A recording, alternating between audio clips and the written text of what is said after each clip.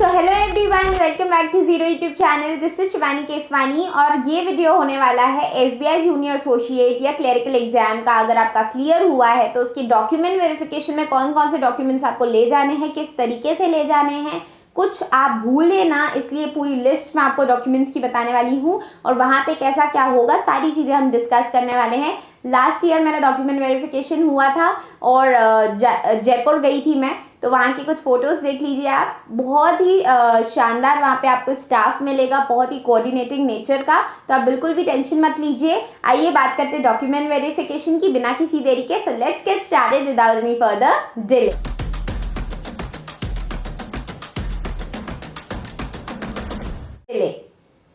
तो सबसे पहले तो बात कर लेते कौन कौन से डॉक्यूमेंट्स आपको ले जाने हैं। नोट कर लीजिए आप, पेन और पेपर ले लीजिए। हालांकि आपके पास पूरी लिस्ट आएगी डॉक्यूमेंट्स की, कौन कौन से डॉक्यूमेंट्स आपको ले जाने हैं, बट इसको आप इसलिए नोट कीजिए ताकि आपके पास सारे डॉक्यूमेंट्स रेडी रहें। जब भी लिस्ट आएगी आपको सिर्फ पैक करके और जाना है। ओके, तो सबसे पहले तो आपके पास आपका आधार कार्ड होना चाहिए, ठीक है। आधार कार्ड में जो नेम है वो आपकी 10th की मार्कशीट, 12th की मार्कशीट और आपके जो सेमेस्टर वाइज या ईयर वाइज जो भी आपके कॉलेज के मार्कशीट्स हैं उससे सेम होना चाहिए, और आपका डिग्री भी, ठीक है। आपका जो पैन कार्ड है वो भी आपके पास होना चाहिए। Again name should be exact same होना चाहिए, बिल्कुल आपके फादर का नाम भी और आपका नाम भी।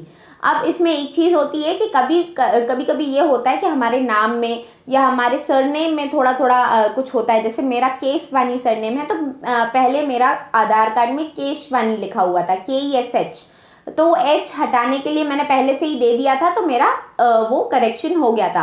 तो अगर आपके नाम में भी कोई मिस्टेक है तो उसको करेक्ट करा लीजिए, क्योंकि नाम का मिस्टेक थोड़ा बड़ा मिस्टेक होता है। हालांकि वो टाइम देते हैं, बट फिर भी आप अपने तरफ से जितना भी पहले हो सकता है तो आप पूरा सही चेक करा के रखिए। जब तक आपको मेल आएगा तब तक आपका सारा करेक्शन हो जाएगा, ठीक है। इसके बाद बात कर लेते हैं, आपके पास फोटोज़ होने चाहिए जो आपने एप्लीकेशन भरते वक्त यूज़ किए थे, वो ही प्रेफर किए जाते, तो आप वही फ़ोटोज़ रखिए और अपने पास अच्छा खासा बंच रखिए, 10-12 फ़ोटोज़ अपने पास रेडी रखिए। इसके अलावा आपके पास आपका बर्थ सर्टिफिकेट होना चाहिए। अगर बर्थ सर्टिफिकेट नहीं है तो 10th की मार्कशीट विल वर्क। उसमें वो सिर्फ आपका जो डेट ऑफ बर्थ है वो चेक करने के लिए वो लेते हैं, तो 10th की marksheet will work as your date of birth verification also end of your 10th class. Okay, तो यहाँ पे 10th का मार्कशीट आपके पास होना चाहिए। बर्थ सर्टिफिकेट नहीं भी है तो चल जाएगा। और सारे डॉक्यूमेंट्स आपको ओरिजिनल ले जाने हैं, क्योंकि वो वेरीफाई करेंगे ओरिजिनल के साथ। हालांकि आपको ओरिजिनल वापस दे देंगे, बट आपके ओरिजिनल डॉक्यूमेंट्स वो देखेंगे। और आपके जो भी डॉक्यूमेंट्स के फोटो कॉपीज़ हैं उसके 2-2 सेट्स आप रख लीजिएगा, जिससे कि वहाँ पे कम ना पड़े। हालांकि अगर आपके पास वहाँ पे कम पड़ भी जाएगा तो दे विल प्रोवाइड बहुत ही अच्छे से, मतलब आपको कोई भी तकलीफ नहीं होने देंगे। अगर आप कुछ भूल भी जाएंगे तो वो अंडरस्टैंड करते हैं कि जल्दबाजी में हो जाता है, और बच्चे बिल्कुल नए नए होते हैं, नया नया सिलेक्शन होता है, तो कुछ चीज़ें रह ही जाती हैं, तो वो अंडरस्टैंड करते हैं, तो बिल्कुल भी उसकी टेंशन मत लीजिए। इसके अलावा आपके पास होना चाहिए कैरेक्टर सर्टिफिकेट, जो सबसे ज़्यादा इम्पॉर्टेंट चीज़ है आपके कैरेक्टर सर्टिफिकेट्स। इसमें ये बोलते हैं कि मिनिमम आपके पास 2 कैरेक्टर सर्टिफिकेट्स होने चाहिए, 3 होने चाहिए वैसे तो, जिसमें से एक आपका होगा कॉलेज या स्कूल जो आपने लास्ट अटेंड किया है। तो मेरा जो कॉलेज था वहाँ से मैं लेने नहीं गई थी, क्योंकि मेरा कॉलेज कहीं और था और मैं कहीं और थी, इसलिए मैंने अपने स्कूल से कैरेक्टर सर्टिफिकेट बनाया था। तो आप स्कूल से भी बनवा सकते हैं और कॉलेज से भी बनवा सकते हैं, ईदर ऑफ द 2, दोनों में से किसी एक से आप बनवा लीजिए। आपका जो कैरेक्टर सर्टिफिकेट अगर आपके पास बना हुआ रखा है तो ये इंश्योर कीजिए कि 6 महीने से ज़्यादा पुराना नहीं होना चाहिए। 6 महीने ही वैलिडिटी होती है किसी भी कैरेक्टर सर्टिफिकेट की। इसके अलावा जो 2 और कैरेक्टर सर्टिफिकेट्स चाहिए, वो दोनों या तो आपको गैजेटेड ऑफिसर्स से लेने होंगे या फिर एक गैजेटेड ऑफिसर का और एक किसी बैंक ऑफिसर का। तो आप चाहें तो जिस भी ब्रांच में आपका है अकाउंट, SBI की ब्रांच में, वहाँ जाके आप उनके मैनेजर से साइन करवा लीजिए, आपका कैरेक्टर सर्टिफिकेट रेडी हो जाएगा। और एक आपके पास गैजेटेड ऑफिसर का होना चाहिए। तो गैजेटेड ऑफिसर में मैंने ये किया था कि गवर्नमेंट स्कूल था मेरे यहाँ पे, वहीं पे जो प्रिंसिपल सर थे वो गैजेटेड ऑफिसर थे, उनके जाके मैंने सिग्नेचर करा लिए थे। वो आपसे पूरी चीज़ें पूछते हैं, ऐसे ही नहीं साइन करेंगे, वो आपसे पूरी चीज़ें पूछेंगे। तो आप ये इंश्योर कीजिए कि अपना जो आपके पास ऑफर लेटर आया है वो लेके जाइए, या फिर आपका मेंस का जो रिजल्ट है उसको आप फिजिकल कॉपी में ले जाइए और उनको दिखा दीजिएगा। वो आपका आधार कार्ड भी देखेंगे नाम वगैरह मैच करने के लिए। तो ये सारी चीज़ें आप ले जाइए जब भी आप कैरेक्टर सर्टिफिकेट बनवाने जाएँ। इसके अलावा आपका 10th का मार्कशीट और सर्टिफिकेट होना चाहिए।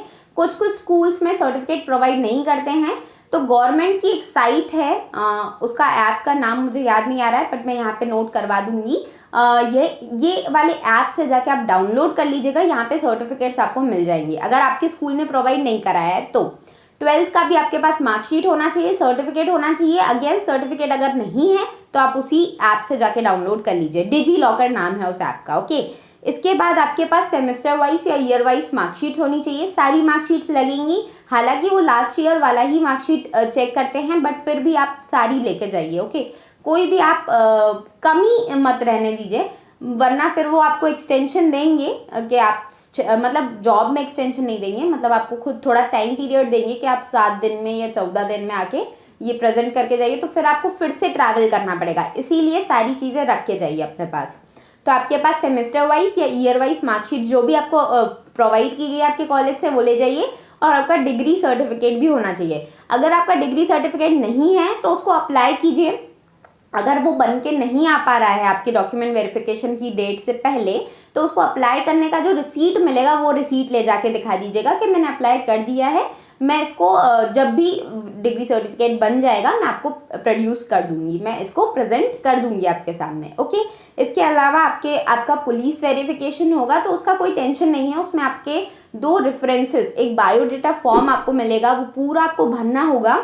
अगर आप उसको अच्छे से नहीं भर सकते हैं, कुछ चीज़ आपको नहीं समझ में आ रही है, तो उसको खाली छोड़ के जाइएगा, वहाँ पे पूछ लीजिएगा, वो आपको बता देंगे। कुछ भी गलत मत भरिएगा। हालांकि अगर आपसे गलती हो भी जाती है तो they will provide a copy, ठीक है, उसकी टेंशन मत लीजिए। अब आपको बायोडेटा फॉर्म पूरा फिल करना होगा। उसमें आपकी नेम, आपका पेरेंट्स का नेम, आपके स्कूल के डिटेल्स, आपके कॉलेज के डिटेल्स, कोई अगर जॉब एक्सपीरियंस रहा है तो उसके डिटेल्स, और आपके रेफरेंसेस। 2 रेफरेंसेस का नाम वो बोलेंगे जो आपके घर के आसपास रहते हैं, बट आपके रिलेटिव्स नहीं होने चाहिए, ब्लड रिलेशन नहीं होना चाहिए।